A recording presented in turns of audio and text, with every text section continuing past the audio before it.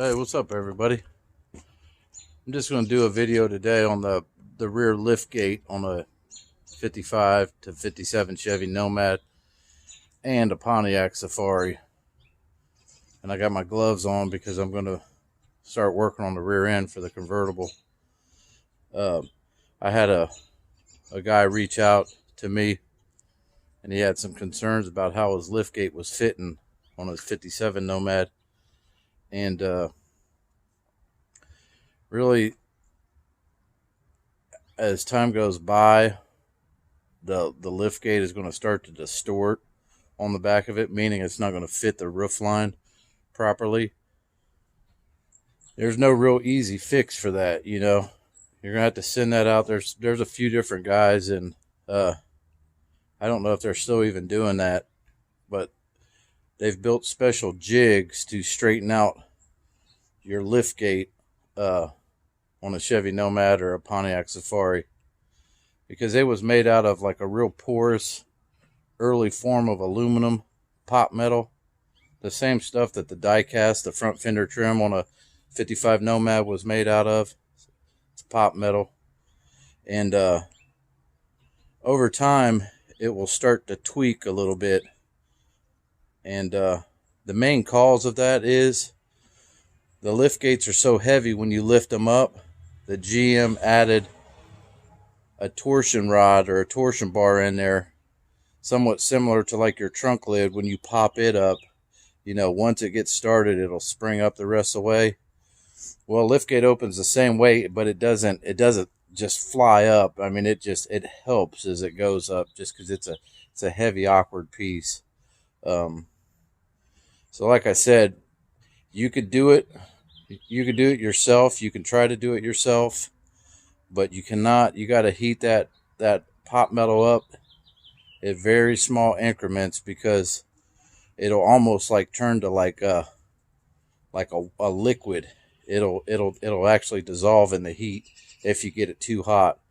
Really, you only want it maybe somewhere around 200 degrees, and try to move it, let it cool down, and then heat it up and try to move it again. So I'll show you what I'm talking about, then I'll let you guys slide. So this car right here, is an early built 55 Nomad.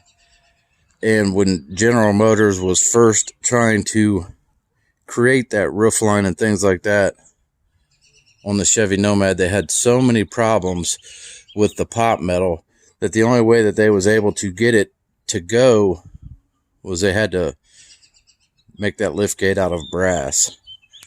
Then once they got the brass to fit pretty good, they recast the lift gates to where they fit the roof line good.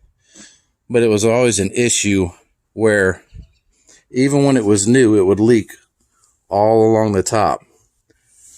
And I'll just take a second to look at this one and show you guys what I'm talking about. But this is not made out of pop metal. This is actually made out of brass. And if you look, and then we'll even go across the roof line. I mean, you see how nice and snug that fits the roof line all the way across. The reason for that is this car was actually, this lift gate right here was actually hand shaped to the roof of this car. And the early 55 Nomads and 55 Pontiac Safaris got the brass lift gate. And I always heard, up until I got this car, that it was the first 200 55 Nomads had a brass lift gate.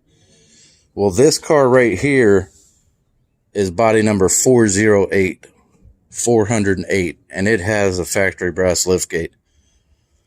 So once I started really getting hot and heavy into the Nomads, I started researching it. I started paying real close attention to the body tag, the cowl tag, because it has a body number on it.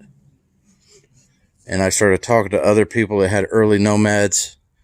So we've come basically up with the idea that the first 500. This one right here is number 408, and it has it. And if I lifted that liftgate up, you could look up along back in here in the rough casting, and it has the number that matches the cow tag. It has 408 on it. So that is original brass liftgate to this Nomad. So that was their alternative to get it to fit. And even along here, Nomads have a lot of problems with the tailgates fitting and things like that. So I wouldn't be surprised if they had to shape this area through here at the beginning to get them to fit right. But absolutely, this liftgate was fitted to this roof. I mean, it is just as nice and tight as could be. Now, we'll walk over to this one. Now, this liftgate, and you could tell because the pot metal ones, they pit. See how it's got pitting in it? The brass will not pit. So you can see how this one's starting to open up. See what I mean? It's starting to open up. And this one actually fits this roof line pretty decent. But you can see the big gap. So it gets close in the center. You can see how it gets close in the center and then starts getting wide on the sides. Now what is doing that is this thing's still got the torsion rods up in the headliner area that help lift this. Like on my last video, this liftgate was up. It was in the up position, and it doesn't even have the supports that hold it up. The torsion rods was holding it up. So if you kind of look at this across here, you could see where it's starting to bend upwards. Now, if you're brave enough, you can straighten this on your own in your garage. And I mean, you could kind of see that it's kind of going up in the center. It's losing its shape. So when they straighten them, they take it totally out of the glass out of it, the bottom support off, and then they got side pieces that hold the glass in. I don't know if I can, but you can see that side piece in there that holds the glass in. And they'll put that whole liftgate into a jig, and they'll slowly start to heat it and manipulate it back to where it's supposed to be. Like this area right here needs to be pulled back down. It's too high in the center. So what I told that guy is, one of the very first pioneers to do that, to straighten the Chevy Nomad and Pontiac Safari liftgates, was a guy named Jerry, and he lives in California. I don't know if he still offers that service or not, but one of the main guys that really did it good, and a lot of people in the Nomad world know him. His name is Mad Mooks. He used to do it. I don't know if he still does it or not.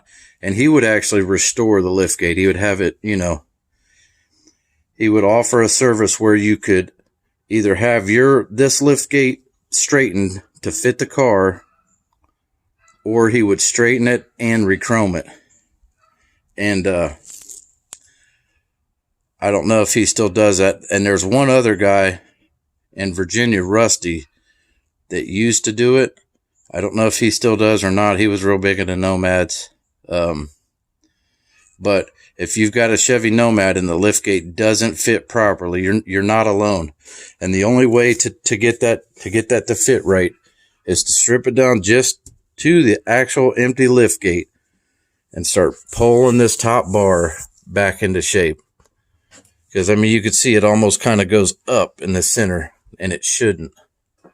Now, I've straightened them before, and I've gotten them close, but I don't know how close I got them. I mean, I got them to where they fit the roof, but when you open the liftgate up, it would hit the center of the roof. So that was telling me the center bar was still a little too high. But what I did was I put wood up here, one here, and one over here, and I heated this up just nice and easy with a little propane torch. I heated it up, and I had my ratchet straps all the way. I didn't have a bumper on it. It was going all the way down to just above the back splash pan. And I would just put a little more tension on them, And it was, this was on another 57 Nomad that I was working on. I mean, it was really tweaked up bad, you know, like it would overlap the roof. This one doesn't overlap the roof. But I was able to get it to where it fit good. The windshield, the back glass went in it good and everything. But like I said, when you opened it, it would still kind of just lightly scrape the roof.